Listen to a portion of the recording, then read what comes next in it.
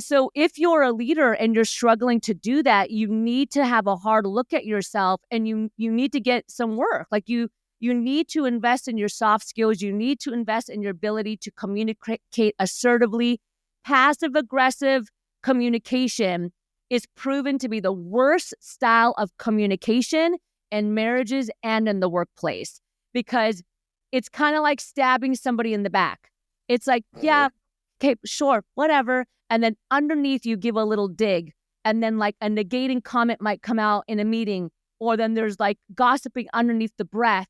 And it does a lot of damage and mistrust in organizations when somebody is passive aggressive. So I love that. Yeah. Yeah. Go Yeah. ahead. So no, I was just going to say, and so it's really important that as leaders, we work and up level our skill. And I think the best way to start doing that is by doing a true assessment of yourself, so that you can look at what your strengths are, and so that you can look at where you need to grow. Like, I know for me, I do this with myself, Jason. Again, everything we talk about, we do here at the company. So even though I'm the owner of the company and I'm the CEO, we have about 20 team members. Every year, sometimes twice, we'll do an assessment, and I'll do it anonymously, so my team's like not worried about it. And I get back the assessment of how my team feels about like my leadership and, what I'm doing. And every year I score through the roof when it comes to self-awareness. Like my confidence, they give me 10s. Communication, they give, like, it's really high. The area that I always struggle with, but it's getting better, is empathy and active listening, right? Which is a pretty common area for a business owner, because usually when you're a business owner, you're wired differently when it comes to performing, and you just like drive, right? Like your pace is faster. So, but now that helps me. It helps me realize, okay, I'm not going to go get a coach on confidence. Like I'm not going to go invest in these areas that I'm strong at, but I do need to pay attention, and I do need to invest in myself when it comes to being an active listener. I need to put some things in place to help me just be more present when a team is talking to me. I do need to try to like look at the lens from a more empathetic standpoint. That doesn't mean get rid of standards, but that just means doing my best to try to understand where the team member is coming from, because those are the areas that are the lowest right now. Yeah. Do you see, that's awesome. Do you see like, because there's a lot of bullshit in the sense of leaders that are alpha, really strong, moving forward, the power suit on, the power stances, you got to pose this way, got to do this. And a lot of people that, whether they went up through sales and they were just that lone wolf that was a badass, and then next thing you know, they're in a leadership position. Yeah. And then we have this other opposite side, the yin and the yang, the other opposite side of the passive aggressive, super techie engineer that, he was the badass engineer, so he just got the position. How do you, and I know this is what your programs are geared for, but how do you start somebody off that just hits a leadership position? Is it like, okay, now that you accepted and said yes, now it's just a whole, let's work on you? How do you go over these challenges and then create empowerment within? And we have to start with the self first. So like, for example, we start with self-leadership first, okay? Then we go to like team leadership, and then we go to community leadership, because most people that are in a leadership role, it doesn't stop in the workplace. Like typically they're also out in the community. They're talking with stakeholders, with investors, you know what I mean? So there's always that third level that's the highest level.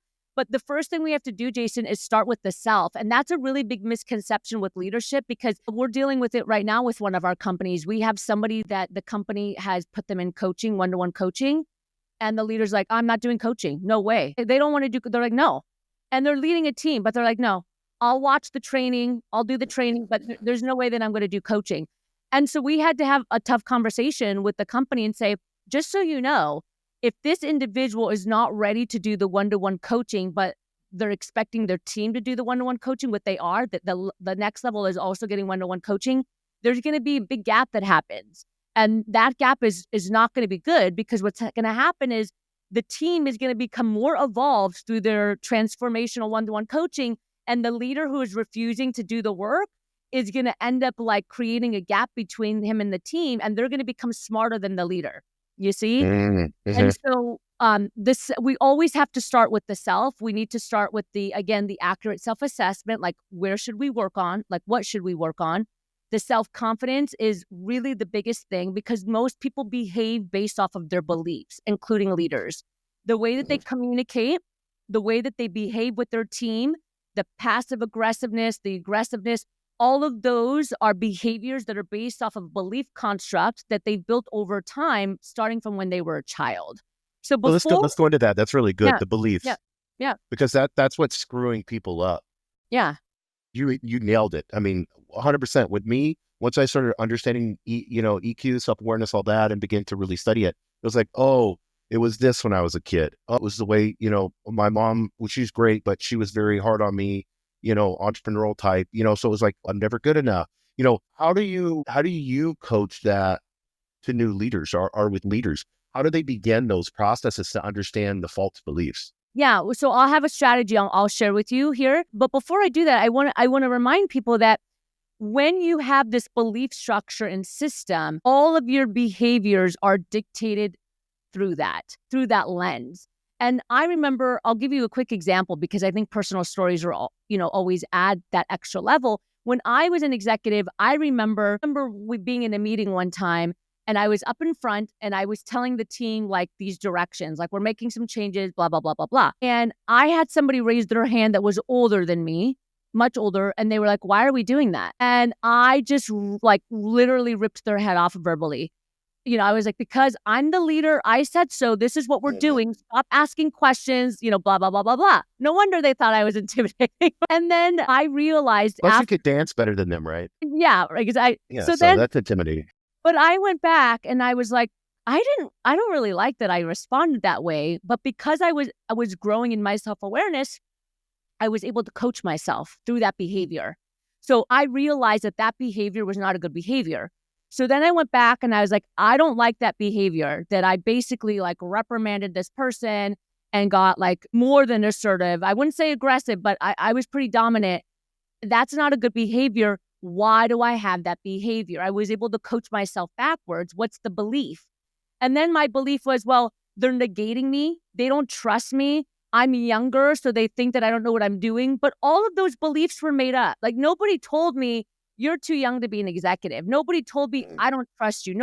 That's just what the narrative that I created in my head, my belief narrative. And then I behaved based off of that narrative that I created, right? So I reversed engineer all that. And then the next time it happened and somebody asked the question, I said, that's a really good question. Let me provide a little bit more insight.